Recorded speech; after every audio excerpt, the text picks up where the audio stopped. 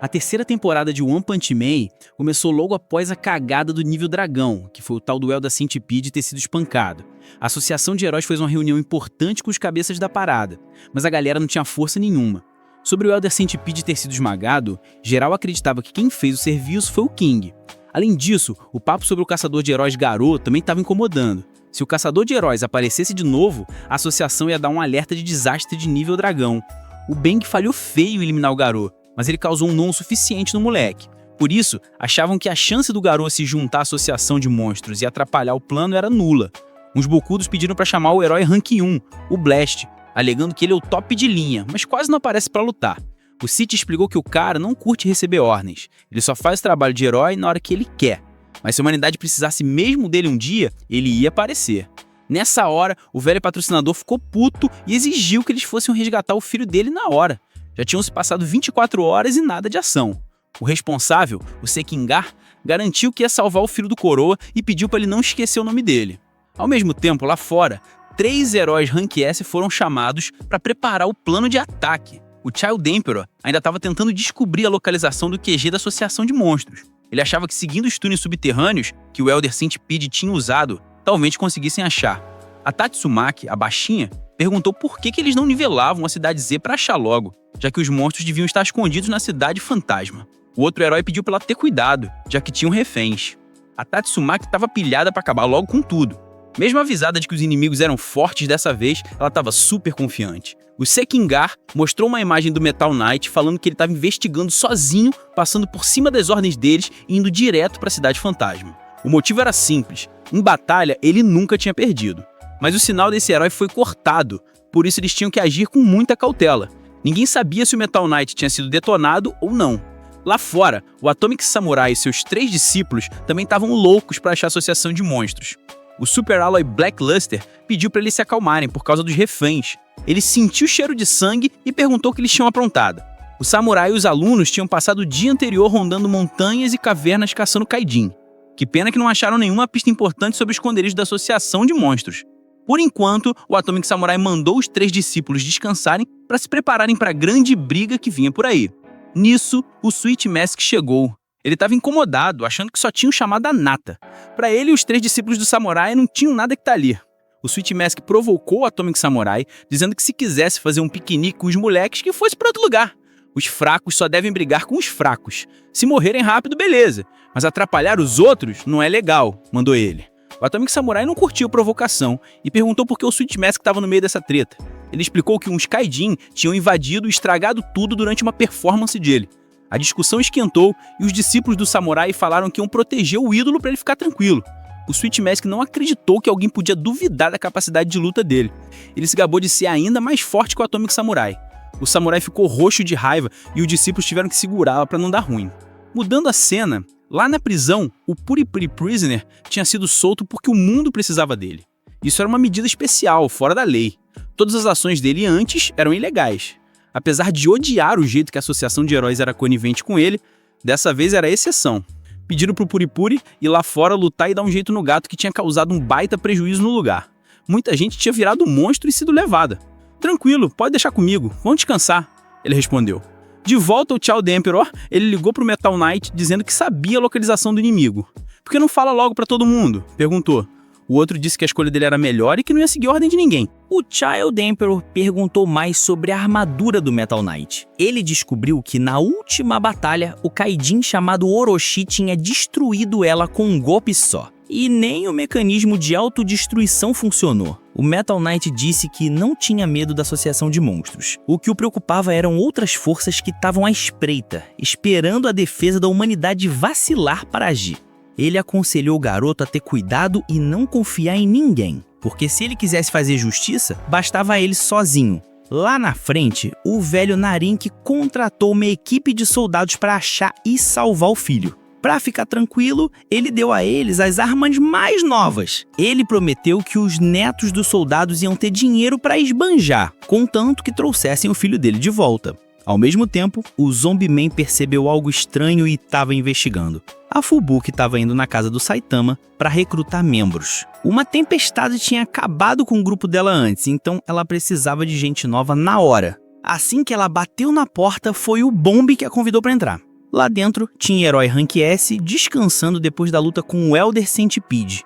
Vendo aquilo, o Genos, que estava se consertando, perguntou o que ela queria. O Saitama avisou que não estava aceitando discípulos e o Bang ainda pediu um remédio para ela. Saitama e King estavam jogando videogame, e essa situação fez a Fubuki, Realist Blizzard, achar que tinha algo muito errado. Quando o Prota perguntou o que ela estava fazendo ali, a Fubuki disse que a situação era de emergência e eles estavam jogando. O careca de capa se jogou no chão, falando que não era pra gritar desse jeito, eles tinham acabado de voltar e precisavam descansar. Genos concordou com o mestre, dizendo pra ela não achar que só ela tava ralando. A gente também tava brigando com o monstro gigante, ele disse. Fubuki tava mais surpresa de ver o Bang ali.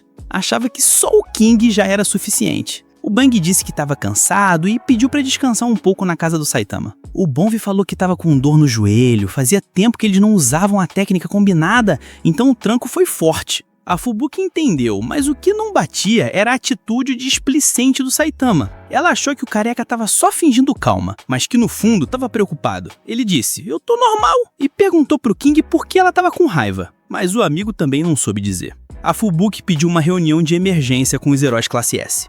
Primeiro, Genos perguntou se a associação não tinha dado nenhuma missão para ele fazer, já que ele estava parado. O Cyborg disse que estava ocupado torcendo para o mestre Saitama no torneio de artes marciais no dia anterior e não sabia de nada. O Bang tinha perdido o comunicador, então eles estavam sem informação nenhuma. Fubuki disse que uma grande batalha estava para rolar e que eles deveriam se preparar. Genos precisava consertar o corpo para ficar 100%. Os dois velhotes também, já que estavam com idade. Ela perguntou pro King e ele inventou uma desculpa de que tinha assuntos particulares. Com isso, só sobrou ela e o Saitama. Se eles fizessem a diferença agora, a associação ia valorizar. O azar é que o careca de capa não estava nem aí. O Bang diz que a associação de monstros estava reunindo as tropas, se o Garou se juntasse, a briga ia ser chata. E se aparecesse outro monstro gigante tão forte quanto o Elder Centipede, ia ser o fim. Bonbi aconselhou o irmão a largar a vida de herói, porque se tivessem lutado como antes, eles teriam morrido. O King deu mais palavras de incentivo pro Saitama e funcionou. O Prota estava incomodado porque o caçador de heróis não tinha ido atrás dele. Deve ser desprezo, pensou. Então vou dar uma lição nele. Nisso, ele vestiu a roupa e disse que ia dar uma saída para relaxar. Aproveitou para ir comprar um repolho, já que a casa estava sem nada. Ao mesmo tempo, Zombie Man estava acordando da inconsciência. A luta de vida ou morte tinha deixado as memórias dele meio confusas. Tinha uma carta de boas-vindas da Associação de Monstros. Ler aquilo provava que ele tinha escapado da morte. Depois de ler, o Garou não deu moral para os monstros. Como o corpo estava dolorido, ele precisava de comida para repor as energias. Preso ali, ele deu um chute de leve e a porta voou. Apesar de ter apanhado quase até a morte do mestre, ele se perguntou como o velho estava, já que era difícil sobreviver depois de enfrentar o Elder Centipede. Andando pelo corredor, o caçador de heróis viu uns implorando pela vida. Esses eram os idiotas que o velho rico tinha contratado. Ninguém esperava que a associação de monstros fosse tão numerosa e forte. Gyoro queria transformar aqueles humanos burros em monstros. Para ele era o único jeito de eles sobreviverem. Além disso, um novato tinha se juntado. Ele se apresentou como um máquina G5, um desastre de nível demônio enviado para ajudar a associação de monstros. Gyoro pediu para falar com quem o tinha criado, mas deu as boas-vindas. Garou também foi descoberto. A voz do inimigo foi direto para a cabeça dele, o que o surpreendeu. Sobre o G5, ele disse que os uniformes que aqueles humanos usavam podiam ser úteis na luta. Mas como era difícil para um monstro usar, o melhor era transformá-los em peões para controlar. Ouvindo isso, a tal monstra com peitos grandes usou o poder dela para transformar todos aqueles humanos em escravos. Nessa hora, Garou chegou confiante, fazendo a sala toda ficar em silêncio. Surpreendentemente, muita gente ali apoiava o Garou. Ele ficou meio de pé atrás com um monstro gigante atrás dele. Ele perguntou o que eles queriam. E Gyoro disse que o número de monstros de nível demônio tinha diminuído. Como estavam precisando de líderes, queriam que o Garou fosse um executivo da associação para ajudar. Os outros ficaram com inveja, porque isso era um privilégio. Gyoro admitiu que o Garou era um cara que tinha a ideia de ser contra os heróis, mas o rei dos monstros, Orochi, impôs uma condição. O Garou tinha que provar que era mesmo um monstro. Em um dia, de qualquer jeito, ele tinha que trazer a cabeça de um herói. O Phoenix Man também avisou que aqueles que tinham lutado contra o Elder Centipede ainda estavam vivos. Assim que o Garou saiu, outros dois foram chamados para seguir ele de fininho e ver se o caçador de heróis ia mesmo pro lado dos monstros. Enquanto a associação de monstros ficava mais forte, uma parte dos humanos estava com medo de morrer. Eles começaram a fazer protestos, pedindo para os heróis se renderem para conseguir perdão. Se continuassem lutando, seriam varridos do mapa. Foi assim que nasceu o Partido de Adoração a Monstros. Um tiozão se opôs a essa ideia idiota e virou alvo. O azar foi que o garoto estava passando e ouviu tudo. Mesmo não sendo um cara bom, ele resolveu ajudar. Se vocês se entregam só para se salvar, vocês estão desvalorizando esses monstros. Ele não acreditava que a sociedade humana fosse tão fácil de abalar. Por isso que os monstros estavam ficando mais fortes e a bandidagem estava rolando solta. Garou se perguntou se o monstro mais forte, que era ele, ainda conseguia impressionar alguém. Ele mal tinha andado um pouco e já estava rolando uma briga na frente. Os policiais estavam culpados e nem ligavam para esses bandidos. Um grandão estava se exibindo, mas foi enxotado pelo garoto porque estava bloqueando a passagem. O cara ficou puto e veio com a faca, mas não tinha chance. O garoto quebrou a faca com um toque e o bandido ficou apavorado. Garou pensou que ele era diferente dos monstros normais. Ele tinha que criar um medo de verdade para calar a boca desses vacilões. Como estava com fome e precisava de energia, ele pediu um bife super grosso com arroz. O garoto comeu tudo em minutos e ainda não estava satisfeito. Aí pediu mais uns pratos para se esbaldar. Uma mesa inteira de carne foi posta. As pessoas ficaram chocadas com o quanto ele estava comendo. O final, como era de se esperar, foi ele quase se engasgando até a morte. Sorte que ele tinha água para beber. Depois disso, o corpo dele estava recuperado. Por acaso, o Saitama tinha acabado de comer na mesa de cima. O careca de capa foi pegar o dinheiro para pagar, mas percebeu que tinha perdido a carteira. Provavelmente tinha deixado cair no supermercado. O Giano estava quebrado, então não dava para chamar. Nisso, o restaurante tocou uma música de alerta de assalto e calote. O Saitama ficou muito chateado. Ele, um ex-herói que contribuiu para a nação, ia dar um calote? Era demais para ele. Saitama estava ferrado, sem saber o que fazer. Essa era a maior crise do ano para ele. Nessa hora, a Fubuki chegou chamando. O Prota levou um susto achando que era a funcionária vindo cobrar. Ele perguntou o que ela estava fazendo ali, e ela disse que foi difícil encontrá-lo. Como ela sabia que ele estava atrás do caçador de heróis, prometeu ajudar, mas em troca, ela queria 70% do sucesso. Saitama, esperto, pediu mais uma porção de batata frita. O Prota era herói rank B, top 7. A partir dali seria difícil subir de rank, então uma parceria era essencial. Quem sabe depois dessa ele chegasse ao top 5. Mas para isso ele precisava da ajuda dela. A Fubuki devia ter mais informação. O Saitama provavelmente nem sabia a cara do caçador de heróis, mas a Fubuki, com a má índole dela, pediu pro Prota virar discípulo dela em troca das informações. Assim que as batatas fritas chegaram, o careca de capa deu o prato para ela. A Fubuki achou que tinha sido convidada e agradeceu feliz.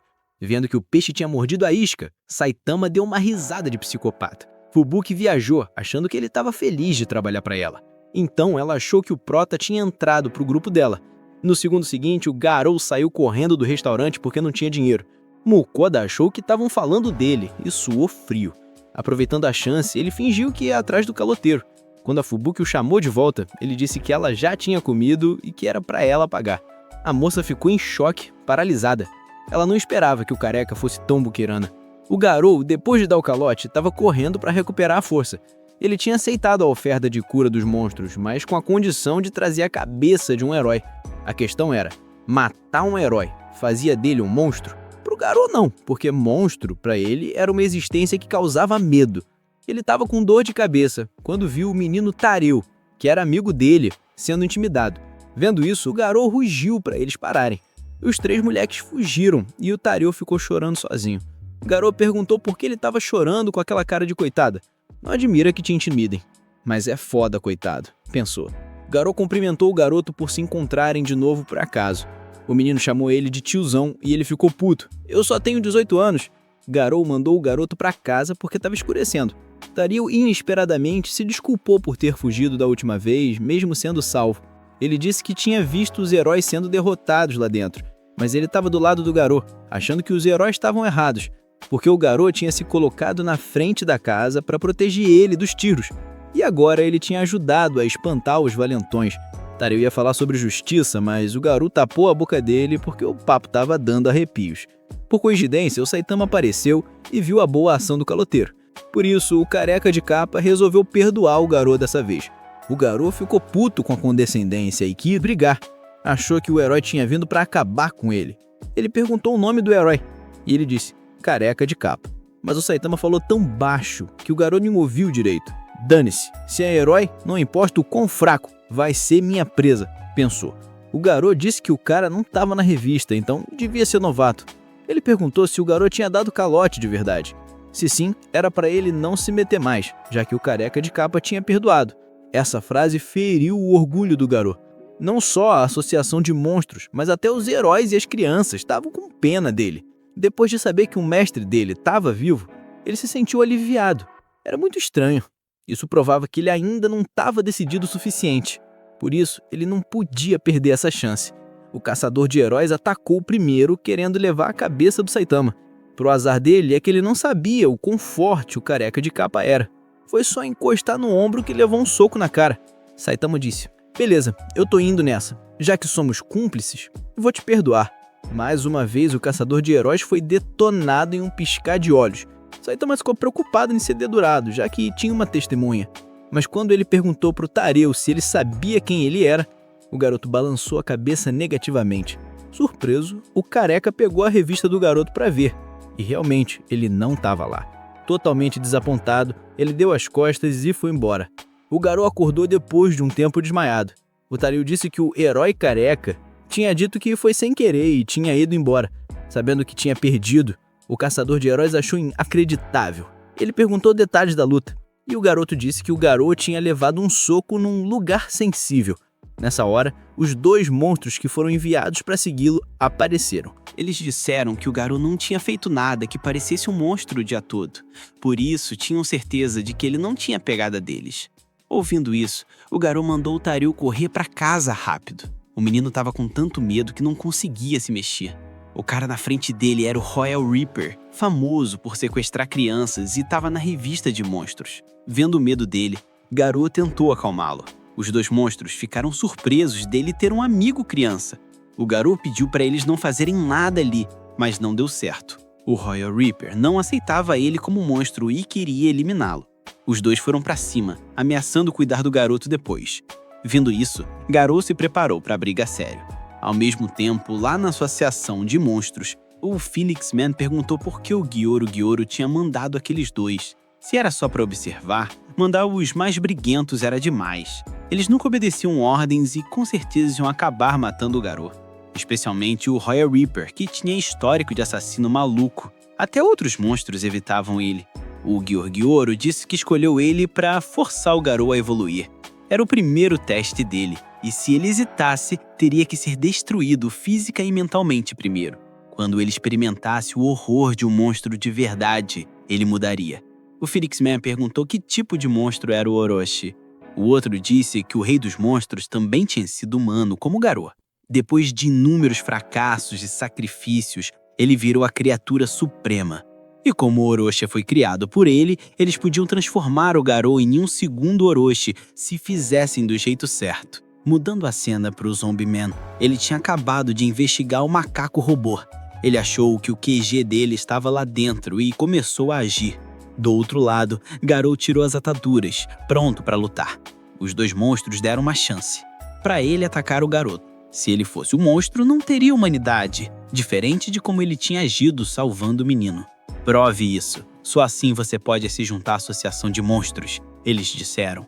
Caso contrário, eles fariam qualquer coisa. Ver o garoto perder tão fácil para um herói reduzia o valor dele. Provocado assim, o garoto ficou puto e mandou o garoto correr para casa de novo. Não espere que alguém venha te salvar só porque você caiu. Levanta com as suas próprias pernas, ele gritou. Nessas horas, o único jeito de sobreviver é ficar mais forte, entendeu? O Tareu ouviu e se levantou na hora que o Royal Reaper atacou. Um azar do Royal Reaper é que a arte marcial do garoto não era brincadeira. Ele bloqueou na hora e deu um chute no estômago do monstro. O adversário era resistente e ainda estava de pé. Já que eles não concordavam, o jeito era lutar até a morte. Garou disse que estavam irritando ele. Do outro lado, o Zombie Man estava anunciando que o pessoal da House of Evolution tinha sido pego. Eu sei do plano de vocês. Não tentem mais fingir, ele disse. O macaco desculpou-se, dizendo que a House of Evolution tinha sido destruída há muito tempo. O Zombie Man ficou de boca aberta e foi convidado para entrar no restaurante. Depois de encontrar o Dr. Genos, Zombie Man perguntou sobre o sumiço da House of Evolution. O doutor também ficou surpreso que o experimento número 66 tivesse virado herói. Já tinham se passado 10 anos e o Zombie Man tinha mudado de verdade. Dizendo isso, o Zombie Man ficou puto e quase o matou. O Dr. Genos respondeu por que House of Evolution tinha sumido. Ele tinha encontrado a verdade sobre o poder. Depois de ver o poder do careca de capa, que estava muito além de qualquer evolução artificial, ele perdeu o interesse. O cara tinha superado todos os limites humanos. Isso era absurdo, porque todo ser vivo tem um limite, não importa o quanto se esforce. Usar força demais causa pressão no corpo e leva a distúrbios, ou pior, a virar monstro e perder a humanidade. Segundo o Dr. Genos, Deus tinha programado os seres vivos para evoluírem só até o ponto de não perderem a razão ou o propósito de existir. Mas, inexplicavelmente, alguns indivíduos tinham um potencial de evolução totalmente contrário às leis da natureza. Um deles era o Garou, que estava lutando contra 2 monstros super fortes. A arte marcial dele era braba, mas o Royal Reaper não ficava atrás. Garou desviava de cortes fatais e tentava contra-atacar. O azar é que o Bug God sempre entrava com um ataque surpresa. Com um corpo gigante, a força dos golpes dele era absurda e deixava o Garou sem ar. O Garou foi jogado direto numa rede elétrica de alta tensão, mas ele aguentou, usou a força da eletricidade para partir para porrada. Voltando pro doutor, ele explicou melhor sobre o careca de capa que desafiou as leis da natureza. Ao superar o limite dele várias vezes, o cara tinha quebrado as correntes chamadas limite humano. Por causa disso, ele alcançou um poder absurdo, nunca antes visto. O preço a pagar não foi pequeno. Ele perdeu todo o cabelo e não ia nascer mais. Além disso, o cara era muito solitário por causa daquele poder foda.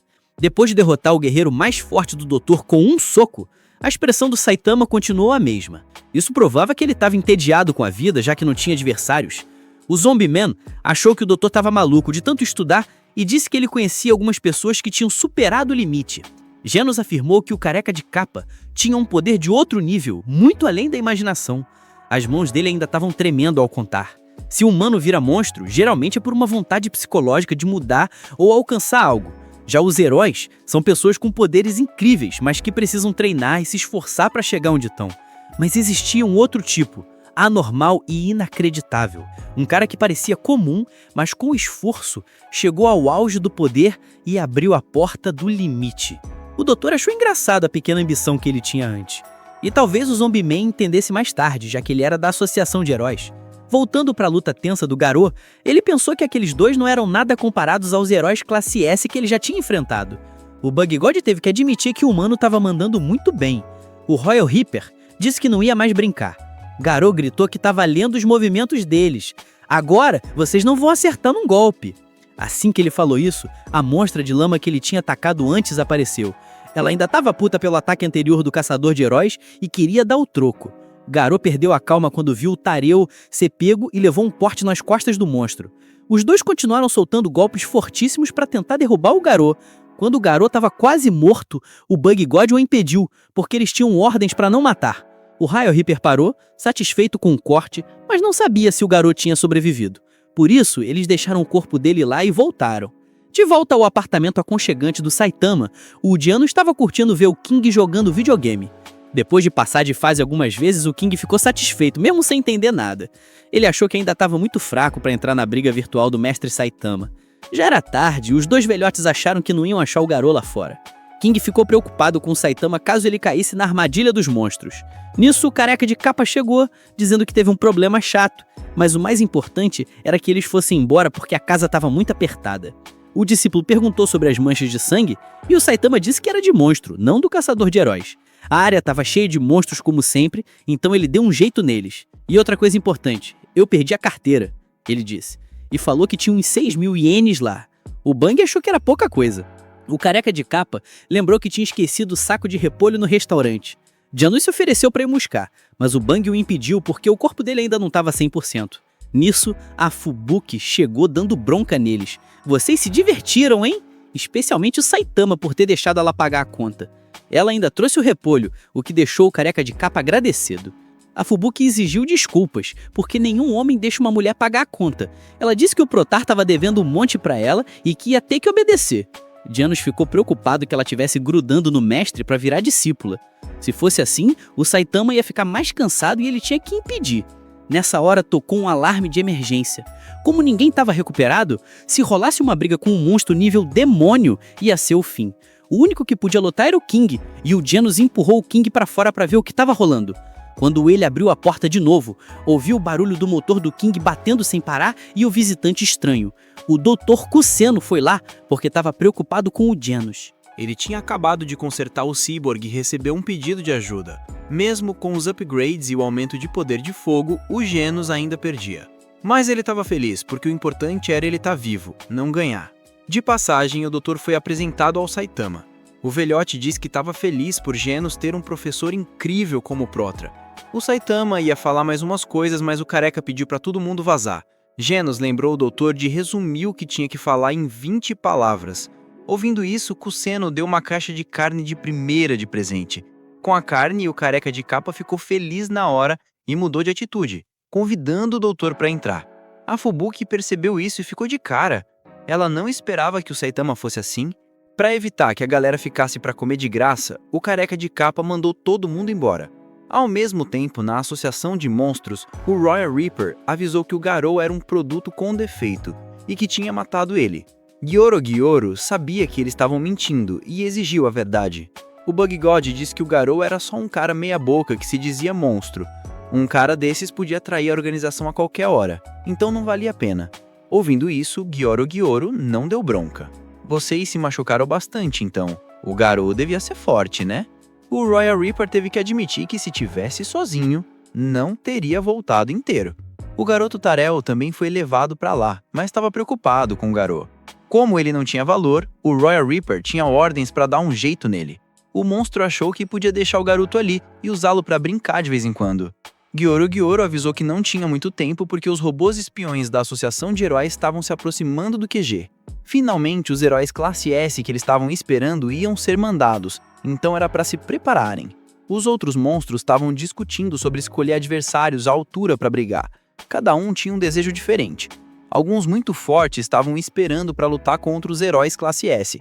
Os prisioneiros que foram levados tinham sido transformados em monstros. Os irmãos ninjas, por outro lado, estavam de olho no Flash, herói considerado mais rápido. Para eles, velocidade era tudo. Heróis robôs não conseguiam reagir à velocidade do ninja.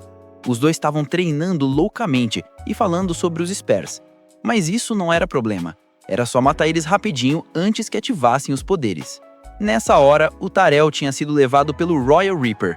Por coincidência, ele encontrou o G5 ali junto, com a cabeça do Metal Knight. Ele descobriu que o G5 queria desmontar tudo para pesquisa. Tarel ficou apavorado, mas ainda bem que não foi morto na hora. O garoto foi colocado na mesma cela que o Wagama. Esse moleque ainda acreditava que o pai ia salvá-lo e não estava com medo. Ele achava que os monstros eram burros. Quando os heróis chegassem, eles iam salvar o amigo novo. Mas o Tarel tinha que vir a capanga dele para isso. Lá fora, o monstro de lama ameaçou que ninguém ia sair vivo, nem os heróis classe S. O monstro de lama riu e disse: "A gente sabe o quão fortes eles são, mas, para ser sincero, todos vão morrer para a Associação de Monstros. Eles tinham líderes nível dragão que eram muito mais fortes que os heróis classe S. O poder deles era um milagre, parecia coisa de Deus.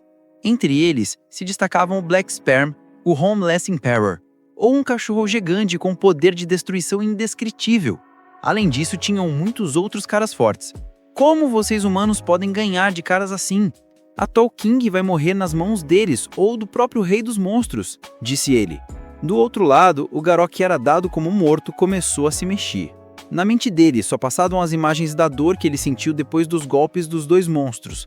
Mas, por causa disso, toda a experiência que ele ganhou na luta o fez evoluir para outro nível. O que mais o irritou foi o fato de os monstros terem levado o Tarel. Garou acordou como se nada tivesse acontecido. Ele se perguntou por que tinha dormido ali. A cabeça estava girando e ele não entendia o que tinha rolado. A pergunta agora era: o garoto estava bem? Ele checou os ferimentos que pareciam estar sangrando e viu que não tinha nada. A camisa dele estava grudada na pele. Ele se mexeu um pouco e viu que estava ótimo.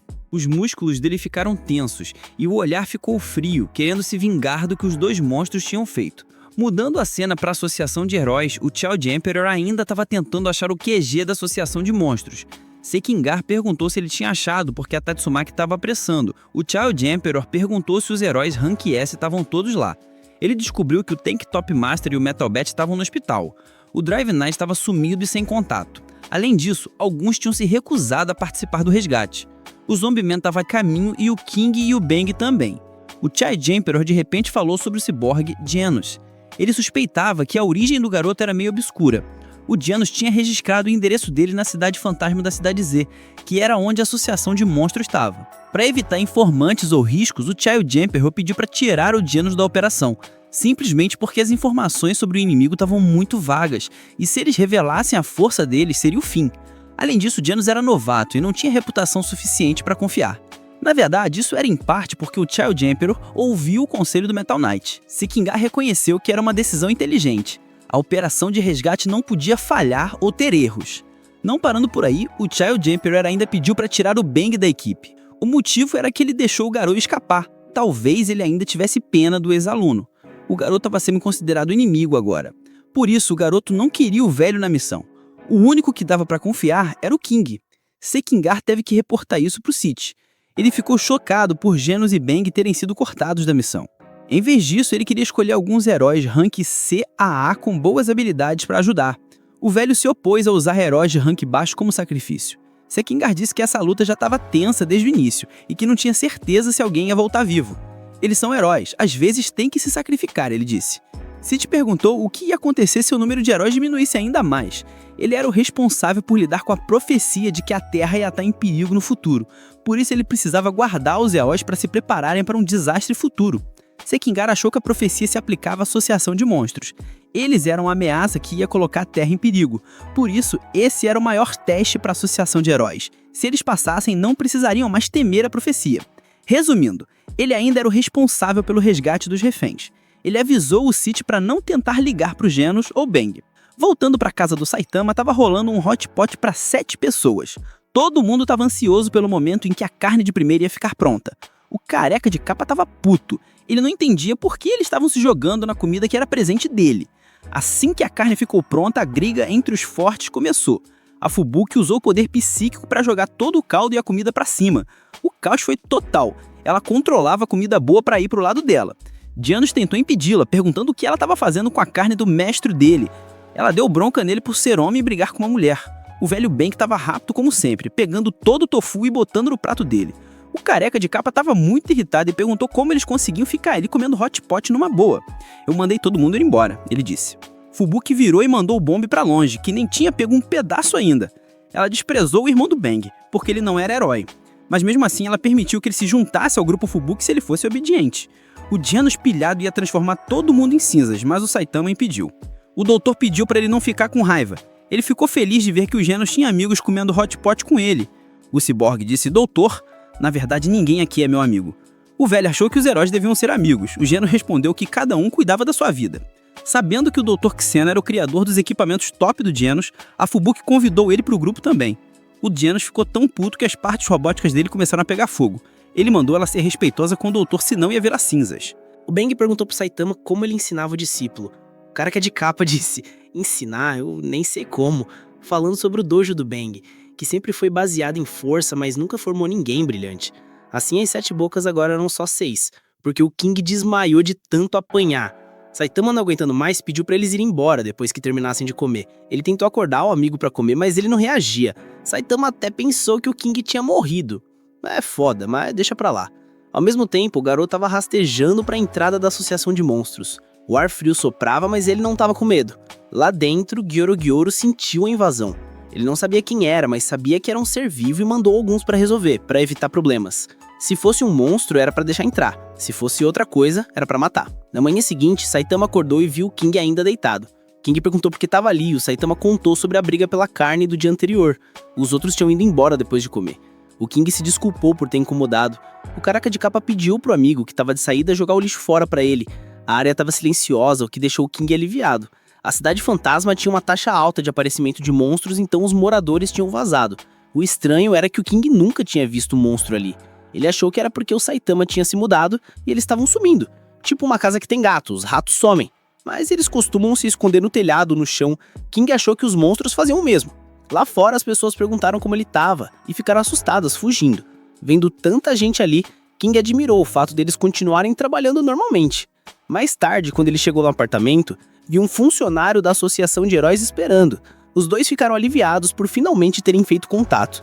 O King fingiu que o equipamento dele tinha quebrado na luta. Quando eles souberam que ele tinha passado a noite inteira na Cidade Z, ficaram chocados. Acharam que as manchas na roupa eram sangue e carne de monstro.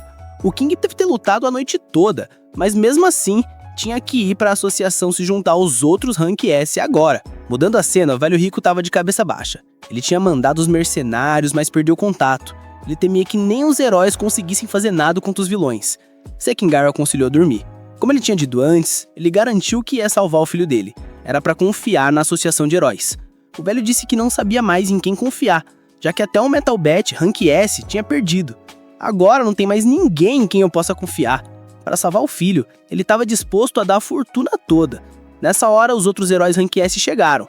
Eles disseram que só os fracos se deixam ser controlados pelo dinheiro. Pessoas assim não serviam para nada na luta contra os monstros. No campo de batalha, o mais importante é a coragem para enfrentar o mal. Tatsumaki disse que não ia pensar muito e que ia cuidar de quem fosse forte. Alguns prometeram trazer o garoto de volta. O Child Emperor achou a localização do QG da Associação de Monstros. Era só esperar o King e mais alguns chegarem para começar. A baixinha aconselhou o Vere a dormir tranquilo. Quem sabe quando acordar tudo já tá resolvido.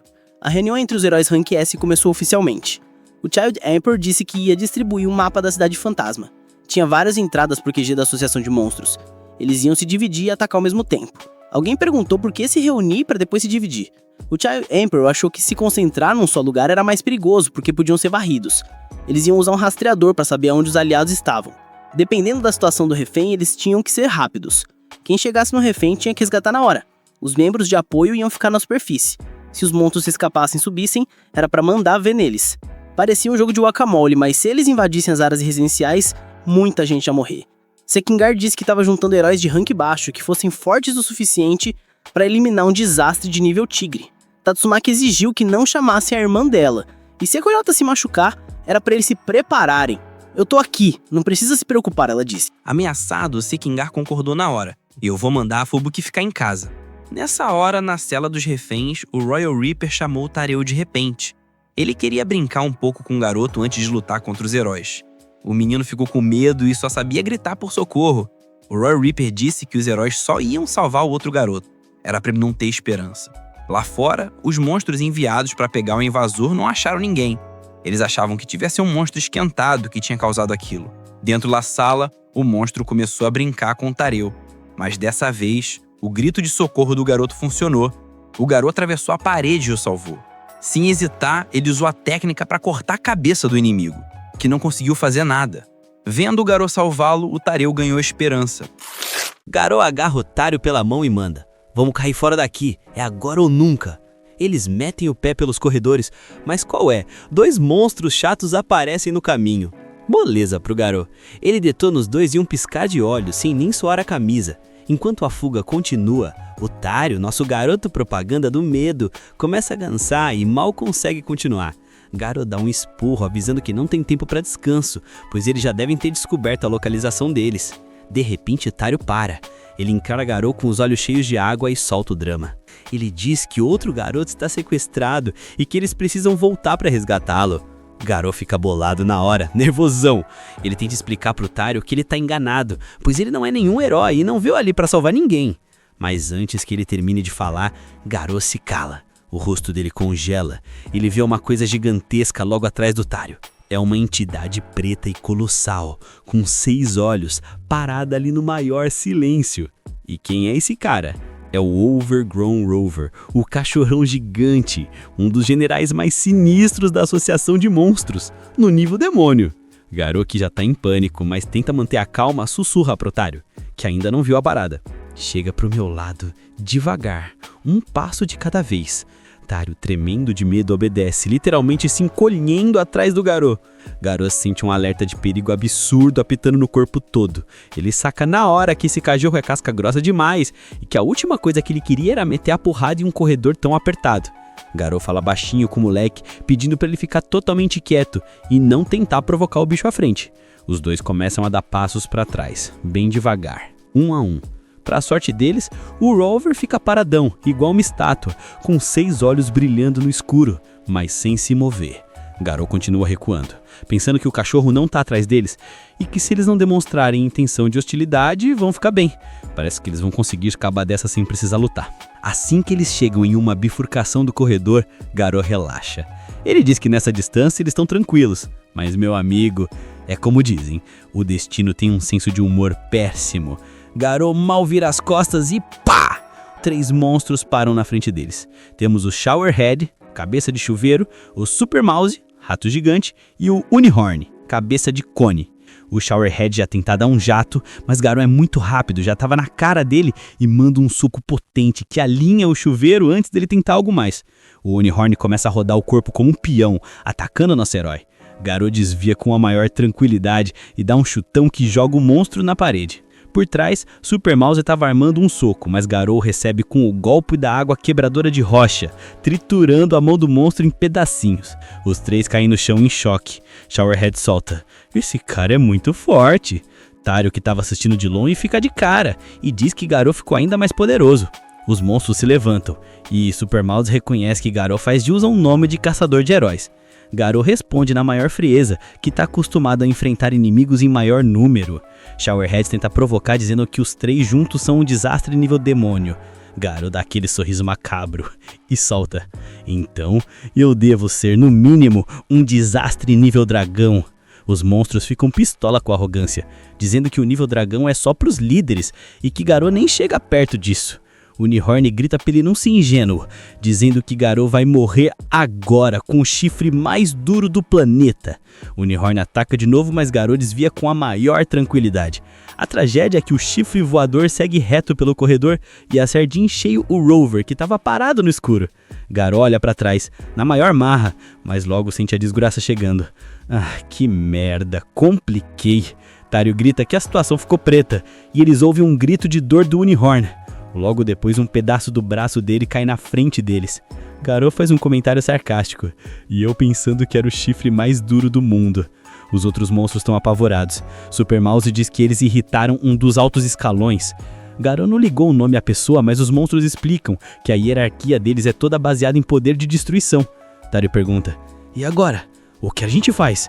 O Rover aparece na frente deles, e o nível de catástrofe que surge sobre ele é escrito: "Dragão." Tário berra de terror. Rover abre a boca e solta um tiro de energia colossal. Os 2 monstros, Showerhead e Super Mouse, simplesmente somem num instante. Garou agarra o Tário e corre na velocidade máxima para escapar daquela explosão destruidora. A explosão é tão violenta que estremece a superfície. No apartamento do Saitama, a xícara d'água balança. O careca, que tava de bobeira lendo uma revista, olha pro copo meio entediado. Ué, um terremoto? Onde será o epicentro? Ele joga a revista no rosto, deitado no chão, e pensa: quando eu terminar de ler, talvez eu saia para dar uma patrulhada por aí. Claro, ele nem imagina que o terremoto é na verdade uma batalha de nível dragão acontecendo literalmente embaixo do AP dele. Voltando ao inferno lá embaixo, Garou e Therial conseguem sair vivos da explosão que detonou o corredor. Rover surge no meio da fumaça. Garou encara aquela força. Essa é a pegada dos Altíssimos.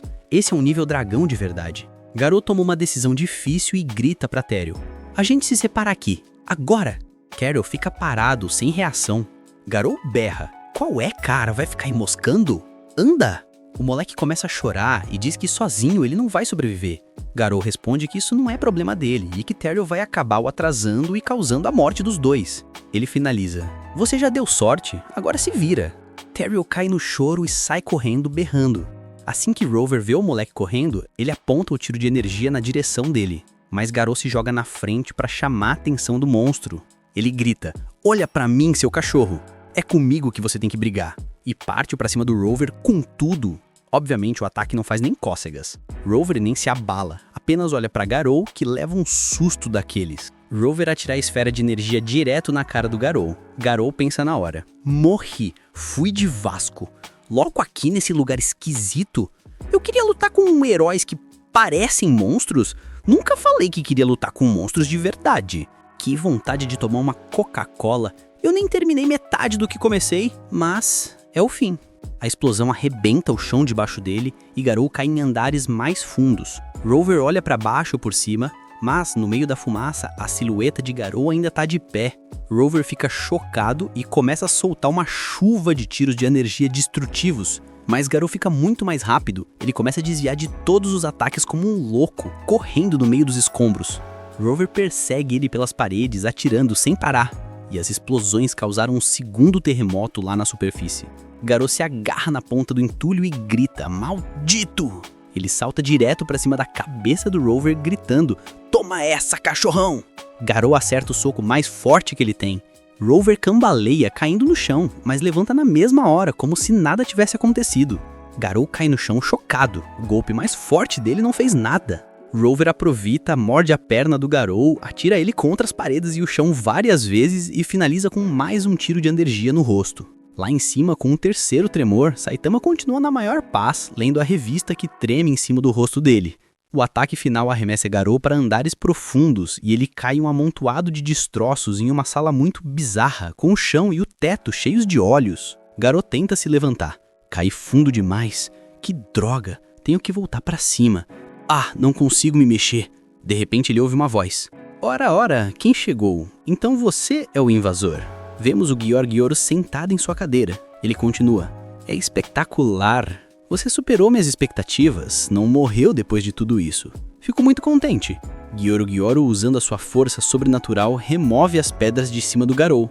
Garou entende que é o poder de telecinese e encara o monstro possesso, perguntando como ele se atreveu a mandar seus capangas atacar ele e que agora ele tá com dor de cabeça. Garou tenta se levantar, mas fica paralisado. Gyorgyorou diz que a resistência é inútil e que Garou evoluiu demais em pouco tempo. Garou tenta ameaçar. Me solta agora, senão... Gyorgyorou corta, tranquilamente. Que tal a gente bater um papo, hein? Ao mesmo tempo, Saitama sai de casa para começar a patrulha pelas ruas destruídas. Voltando pro Gyorgyorou, que começa a explicação. Você é só meio monstro ainda, mas o mais sinistro é que você tem força física para aguentar os ataques concentrados do Rover. Mas isso não é o suficiente. Eu posso te treinar para você virar um Kotstap, o monstro mais forte. Garou pergunta, na ironia. Você vai me treinar? Vai me ensinar essa sua telecinese? Gyorgyorou nega. Ele não vai ensinar poderes ou artes marciais, mas sim a técnica secreta da transformação monstruosa. A teoria é simples. Você tem que quase morrer várias vezes ainda sendo humano, submetendo seu corpo e mente a um estresse fora do normal. Ele explica que a maioria morre e que a chave é criar um inferno sob medida. Garou comenta que ele parece ter testado isso bastante. Gyorgyorou confirma que usou inúmeros humanos e monstros. Ele descobriu que virar monstro com células monstruosas é fácil, mas isso não permite mais evolução. Ele estava obcecado em quebrar esse limite e tentou de tudo. Ele conclui que a superação da morte leva a um estágio mais alto, e com a repetição, o crescimento é explosivo. O primeiro sucesso foi o Rei Monstro Orochi.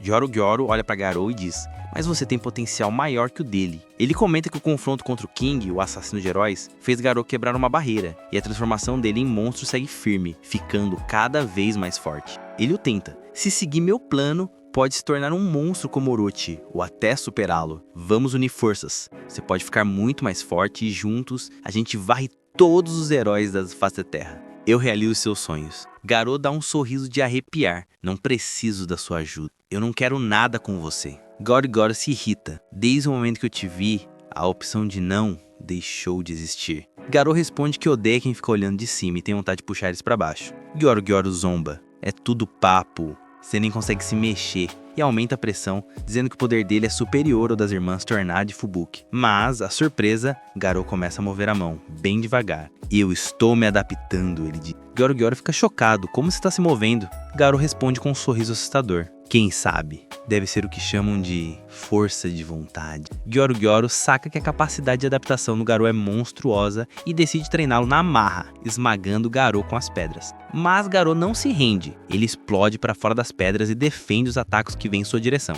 Garou salta e para longe. É só isso que você tem? Você se diz o cérebro da associação de monstros? Garou desvenda o plano. Quando você me ataca, o efeito paralisante some. Você só consegue se concentrar em um movimento de cada vez. Por isso eu consigo desviar na hora. Você não me ameaça, sua força psicológica não me assusta e você é o único monstro comum aqui.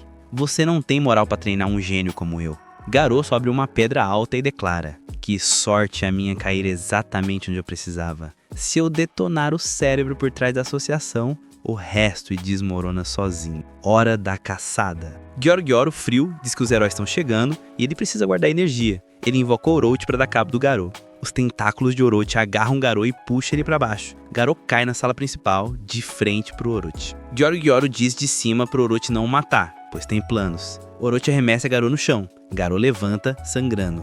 Orochi ataca com um chifre que sai das costas. Garou desvia, mas o chifre gira, acerta o ombro dele e o joga na parede. Gyor explica que os chifres foram a primeira parte a se transformar em Orochi, e que ele os controla livremente e que são potentes. Garou levanta de novo, sorrindo. Sem problemas, meu ombro já tinha sido furado antes mesmo. Orochi ataca com todos os chifres, e Garou começa a batalha épica. Ele corre e desvia no meio de uma chuva de ataques, usando os monstros que estão assistindo como escudo humanos. Garou acelera cada vez mais. Garou decidiu mudar a tática, e salta direto na direção do rosto do Orochi, pensando que o ponto fraco deve ser o mesmo de quando era humano. Mas Orochi o surpreende. Ele abre a boca colossal e um rosto mais assustador ainda surge para engolir Garou, que desvia no limite.